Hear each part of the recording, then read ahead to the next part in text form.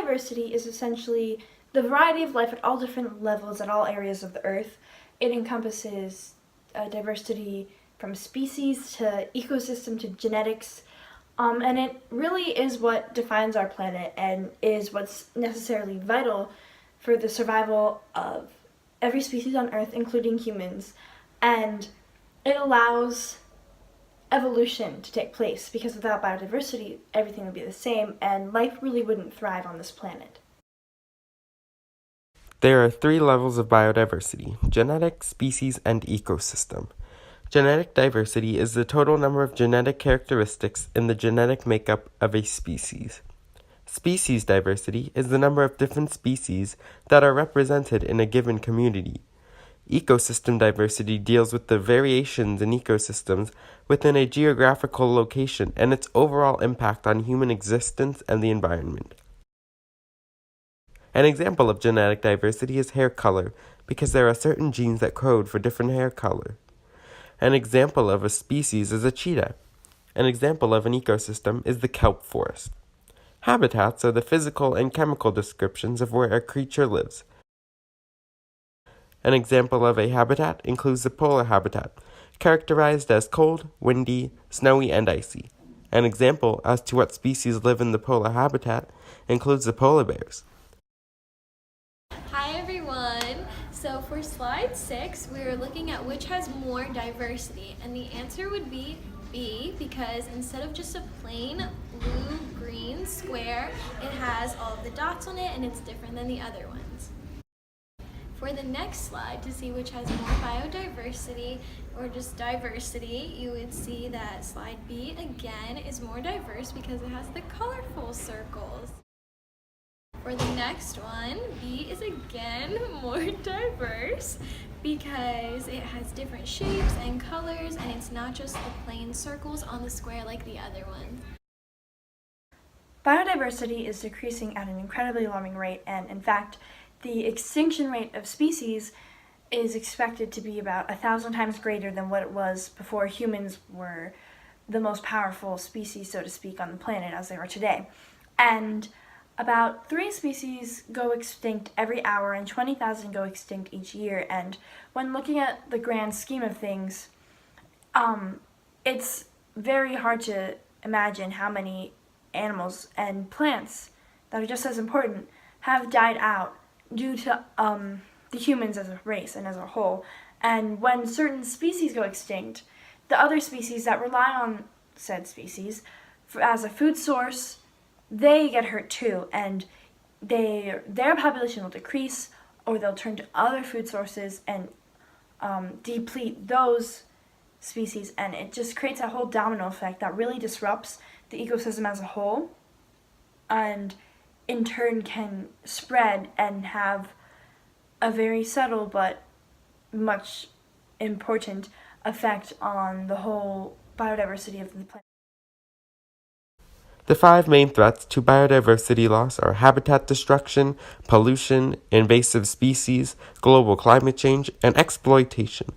Habitat destruction is the process in which natural habitat is rendered unable to support the species present. In this process, the organisms that previously used the site are displaced or destroyed, reducing biodiversity. There are multiple kinds of pollution, including air, water, light, and noise. In general, pollution is the presence in or introduction into the environment of a substance or thing that has harmful or poisonous effects. Invasive species can be a plant, fungus, or animal species that is not native to a specific location, and that has a tendency to spread to a degree believed to cause damage to the environment, human economy, or human health. Global climate change is the observed century-scale rise in the average temperature of the Earth's climate system and its related effects. Multiple lines of scientific evidence show that the climate system is warming, affecting biodiversity loss. Exploitation is the act of depriving an area of its resources for human use. Taking resources out of an area strips away those resources for the organisms that already live there, decreasing their ability to survive and, therefore, decreasing biodiversity. A threatened species has a low population, but extinction is less likely. An example of a threatened species includes the beluga whale. An endangered species has a population that is so low that extinction is more likely to occur. An example of an endangered species includes the red panda. So we ask you, what is the biggest threat to biodiversity loss in our environment? The answer is human interference. In an act to conserve biodiversity, we have come to a conclusion that habitat loss is the biggest current threat to biodiversity. Approximately 1.4 million named species are found in our environment. That does not include the species that we have not yet discovered, and as well the species that have also gone extinct throughout the years due to biodiversity loss in our environment. There is an estimated 3 to 50 million species still alive out there. But as biodiversity loss has been continuing to grow at an alarming rate, those numbers will begin to deplete over time. So while it might seem like biodiversity loss is this big issue that you can't do anything about, there are actually a lot of simple steps that you can take in order to help solve biodiversity loss and prevent it in the future as an individual. These things that you can do include taking shorter showers in order to save water and just saving water in general. Growing plants in your garden that attract bees or other pollinators. This not only helps the biodiversity in your garden, but it helps the biodiversity in wild plants in your area because the pollinators will go around to the other plants nearby.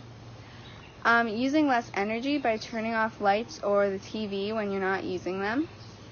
Volunteering in your community with habitat restoration projects is another thing you can do that's a bit more involved, but it's a great way to help the biodiversity that's specific to your local community. Telling your friends about biodiversity loss and climate change is one of the most important and impactful things that you can do to help biodiversity loss, because the more people who understand what biodiversity is and what biodiversity loss is, the more the issue will get attention, especially from the local governments. Some other things that you can do include killing invasive plants on your property, using environmentally friendly products, and donating to organizations that support endangered species. There are a lot of organizations out there that help endangered species regain their populations, such as the World Wildlife Federation. And the last thing that you can do, which is probably one of the simplest and most important things that you can do to help prevent biodiversity loss, is to reduce, reuse, and recycle.